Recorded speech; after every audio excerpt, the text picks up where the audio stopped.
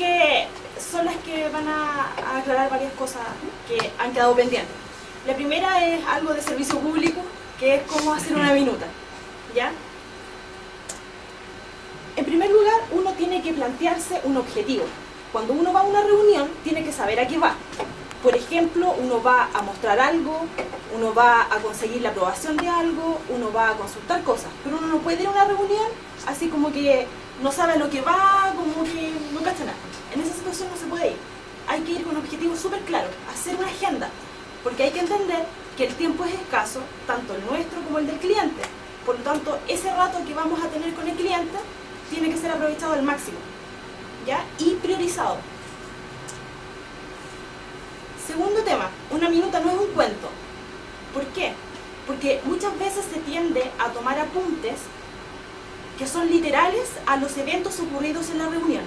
Por ejemplo, llegamos a la reunión y Beatriz dijo, el usuario dijo, yo dije, se creyó que, y al final cuando uno lee eso, es lo mismo que estar grabando la reunión. Es decir, están todos los eventos y no está lo principal. Eso es súper importante porque cuando uno hace la minuta no tiene que tener la estructura de una historia. Tiene que ser simplemente lo esencial. Otra cosa que se cuestiona harto es si hay que tomar apuntes o no tomar apuntes. Acá yo creo que cada uno tiene que encontrar su propia fórmula. Por ejemplo, si a alguno de ustedes les sirve tomar apuntes y solamente aquellas cosas importantes que después le van a servir de torpedo o de ayuda a memoria, genial. Hay otras personas, por ejemplo el caso de Ricardo y el caso mío, nosotros no tomamos apuntes. Yo me fijé que el Ricardo no toma apuntes, pero se acuerda de toda la reunión. Y por lo tanto es capaz después de plasmar en una minuta las cosas que eran realmente importantes. Hay otras personas que van grabando o van tomando ciertas cosas puntuales. Otra cosa súper importante es que hay que preocuparse de entender. Si ustedes fueron a una reunión y no certificaron que estaban entendiendo lo correcto, lo más probable es que cuando lleguen acá van a entender menos. Porque cuando uno empieza a escribirlo, empieza a cuestionarse y se da cuenta que no entendió. Por lo tanto, si uno no entendió cuando estaba ahí presente, entonces perdió una oportunidad valiosa de haber aclarado algo importante. Eso es lo principal. Uno siempre cuando está ahí conversando, si hay algo que le queda a la duda, hay que preguntarlo. Como les decía, hay que obtener la esencia. La esencia de la reunión. Se acordó tal cosa, se dijo que la pantalla 1 tiene este color y no otro, tiene tantos campos. Si en el camino se discutió que habían 10 campos y después se llegó a que eran 5, en la minuta tiene que estar la esencia, es decir, las conclusiones. Cuando uno tiene que mostrar después la minuta tiene que ir ordenada por los temas que se revisaron. Es decir, uno debería ir agrupando conceptos. Suponiendo de que la primera parte de la reunión fue solamente parte gráfica, uno en la minuta debería decir acerca de la gráfica, 2 puntos y todas las cosas que se vieron de gráfica. Si después vimos cosas de control de acceso, debería decir acerca del acceso. Y debajo de eso, debajo de ese título, todas las cosas que se vieron de control de acceso. Después, si se vieron cosas puntuales del negocio, también un título que dijera acerca del negocio o acerca de tal funcionalidad. Y ahí todas las cosas que se anotaron.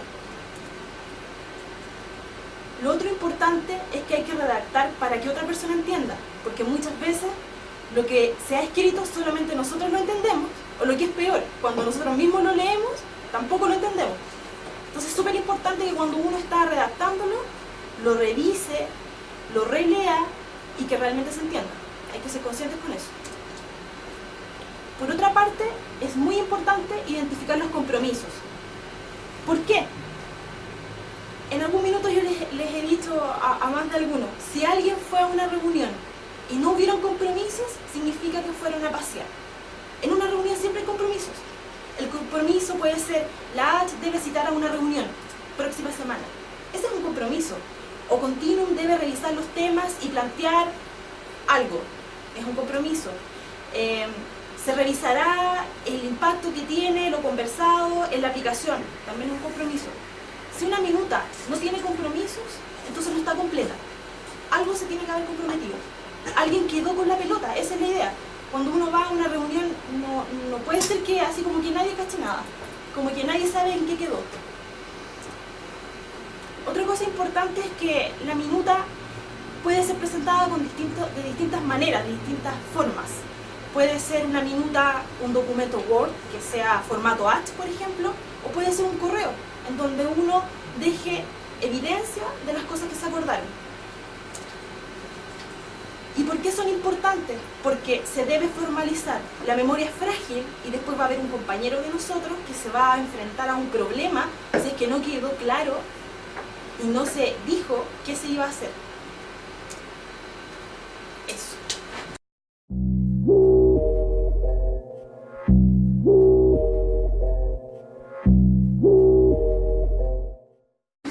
Hace unas semanas atrás yo les hice una presentación para hablarles acerca del uso de triggers, ¿ya? Y resulta que en esa presentación, que fue solamente teórica, quedaron hartas dudas de implementación. Cosas de, hoy quiero ver código, hoy quiero ver cómo funciona. Y una de las dudas que me quedó dando vuelta fue una que yo no me había hecho, no me había cuestionado. Era el tema de los hilos. Primero porque nunca había tenido la necesidad de tener una tabla con más de un trigger del mismo tipo. Por lo tanto, yo siempre había usado un puro trigger de un tipo en una tabla. No había existido esa necesidad. Entonces, ya que está permitido poder tener más de un trigger del mismo tipo, a Jorge le surgió la duda y se cuestionó, ¿esto es como Java? ¿Es como los hilos? ¿Que uno puede tener varios procesos corriendo en paralelo? Entonces, para responder esa duda, yo dije, a ver, ¿cómo lo puedo hacer para poder demostrar eso? Entonces, me creé una tabla que se llama test. Y además, me creé una tabla que se llama trigger test. La primera tabla no tiene otro objetivo más que registrar un dato. Es decir, ella va a ser la tabla que nos va a permitir gatillar los triggers, gatillar los procesos que están asociados. Y por otro lado, la segunda tabla que se llama trigger test no tiene otro objetivo más que ser un log, ¿ya? Para poder ver qué está pasando mientras se están ejecutando los triggers. Luego, a la tabla test le creé un trigger que se llama test01, que se va a ejecutar después de que insertemos un registro.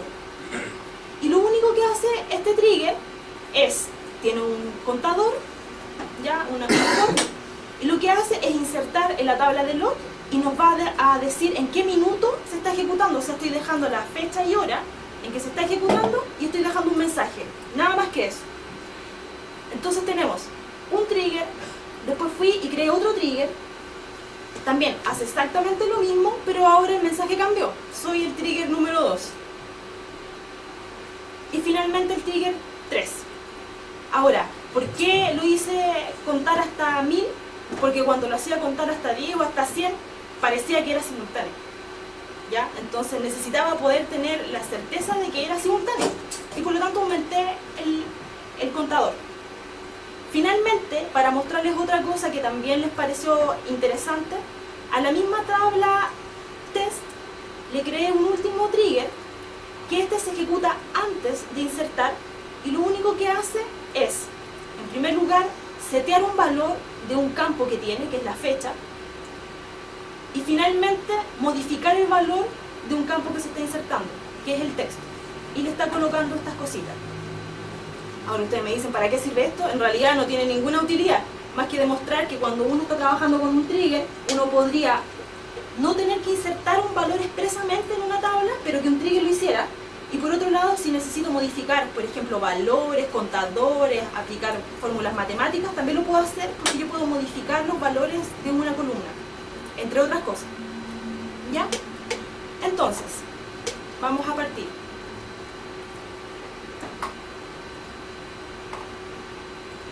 Voy a ocupar aquí la aplicación de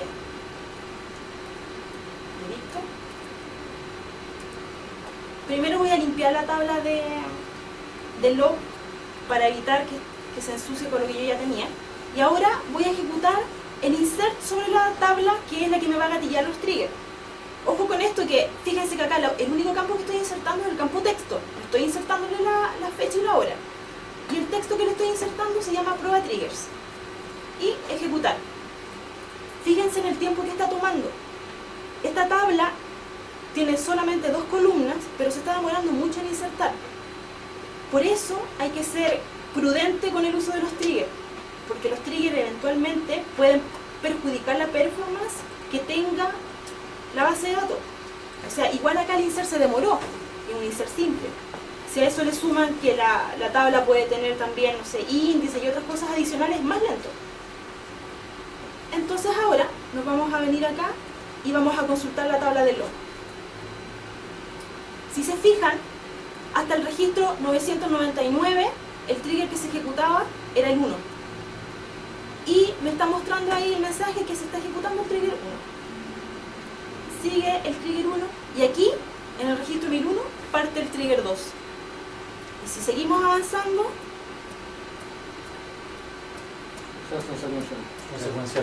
es secuencial. Es decir, no se puede hacer lo mismo que en Java. Y esto es súper importante saberlo, porque si ahora nosotros nos viésemos en la necesidad de tener que poner más de un trigger del mismo tipo en una tabla, hay que ser muy cuidadoso con los tiempos, porque significa que se ejecutan en forma secuencial. Y por lo tanto, los tiempos que va a tomar son la sumatoria. Por otro lado, podemos ir a mirar la tabla test para ver la data. El último registro que se insertó es este, que yo ingresé, que era, fíjense lo que yo ingresé, prueba de triggers. Pero ¿qué es lo que tiene ella insertado? Tiene los prefijos y el sufijo. ¿Por qué? Porque yo intervine el dato antes de insertarlo. Y finalmente registró eso. Registró la fecha y hora del minuto en que yo hice el insert. Por lo tanto, no se pueden ejecutar en forma paralela. ¿Ya? No sé si esto les aclara un poco la duda, pero lo otro que me cuestioné era, oye, ¿y en qué orden se ejecutan? Yo dije, oye, pero ¿y por qué se ejecuta el trigger 1, el trigger 2 y el trigger 3 y no el 3, el 2 y el 1? Y entre tanto borrar y crear, me di cuenta de otra cosa. Se ejecutan en el orden que hayan sido creados. Si yo ejecuto primero, o sea, si yo creo primero el trigger 3, el programa 3 lo asocio a la tabla y después creo el programa 2 y después el programa 1, cuando yo vaya a ver esa traza, va a aparecer en ese orden. O sea, están priorizados en el orden que hayan sido adjuntados a la tabla. Al final el motor que ejecuta, bueno, no sé si en todas las bases de datos, pero yo sé que en DB2 y en la DB2 de Licea, el motor que ejecuta todos los triggers y esas cosas es un programa C ANSI.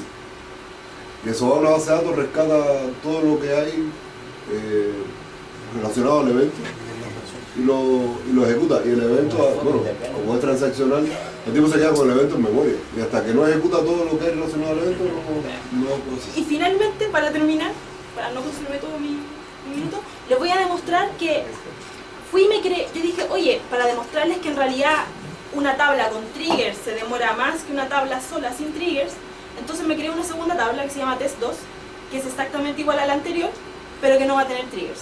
Entonces, vamos a ir a insertar ahora en esa tabla que no tiene triggers. Y veamos cuánto se demora. Nada. Entonces, por eso es importante tener esas consideraciones. Está bien, el uso de triggers es súper favorable y es beneficioso cuando nosotros no queremos intervenir ni pasar lógica de, por ejemplo, auditorías a una aplicación web y no tenemos que estar recorriendo todas las sentencias y creando por cada sentencia la auditoría.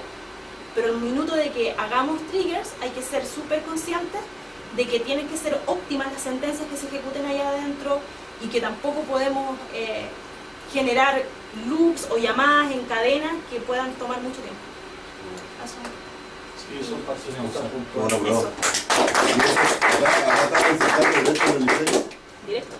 O sea, que tiene un servidor de base de datos violento, que